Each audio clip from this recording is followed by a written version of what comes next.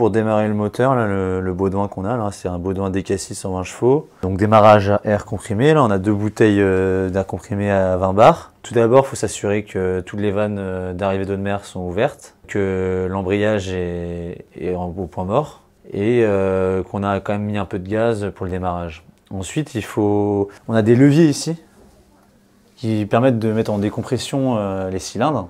Donc il faut tous les mettre en arrière en fait, on les met tout en position en arrière, comme ceci.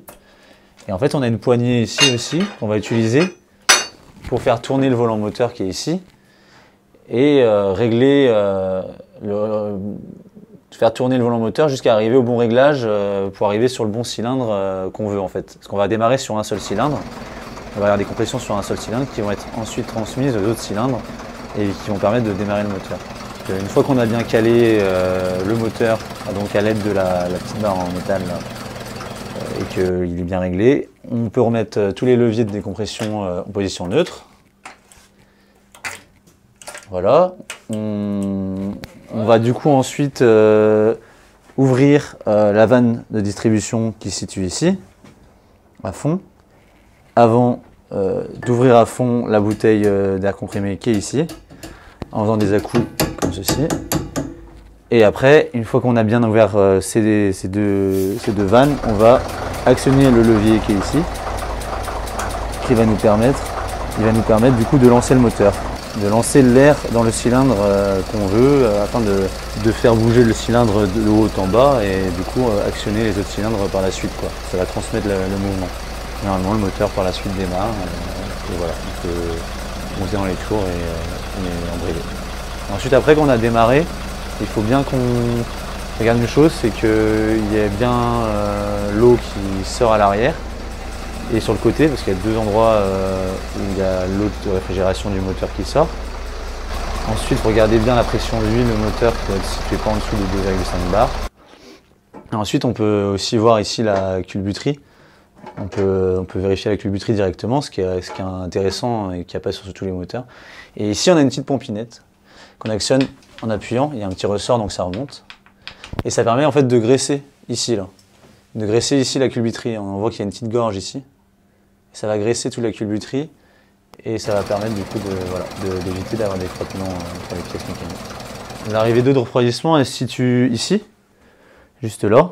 Et en fait, ça arrive de l'autre côté. En fait, ça arrive ici, ça passe en dessous ici et ça arrive là. On a un premier filtre grossi, on appelle ça grossièrement un panier à salade.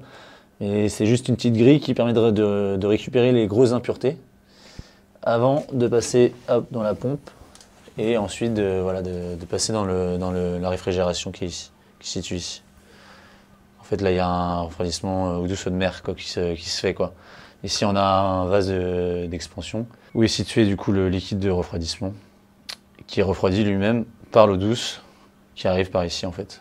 Après, ici, on a ce qu'on appelle un bypass, c'est une deuxième voie en fait qui permet, en cas de problème, de shunter le refroidissement ici et de passer en direct, de refroidir en direct avec l'eau de mer ici.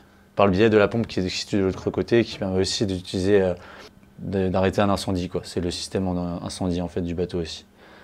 Et assèchement aussi. Là, c'est température moteur, hein. C'est justement température de refroidissement. Bon, voilà, température du liquide de refroidissement. Et ici, juste là, on a notre filtre à huile qui se situe ici. Et là, il y a un manomètre. Il y a un manomètre juste ici, en fait.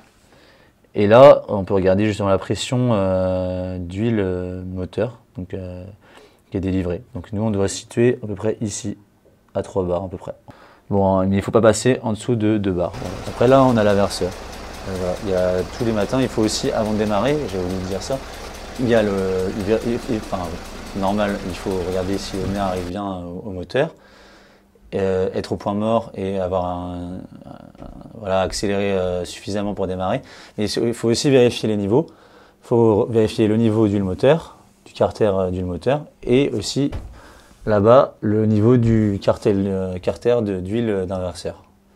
Donc l'inverseur, c'est pour changer pour aller de la marche avant à la marche arrière, en passant par le neutre.